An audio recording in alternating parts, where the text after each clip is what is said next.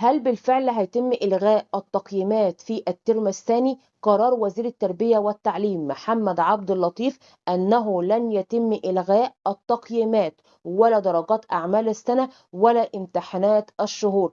كل حاجة زي الترم الأول بالظبط، حتى بيان آخر. عندك امتحان شهر مارس وامتحان شهر إبريل، عندك درجات أعمال سنة، كل حاجة زي ما هي، حتى صدور قرار رسمي من وزير التربية والتعليم بإلغاء التقييمات.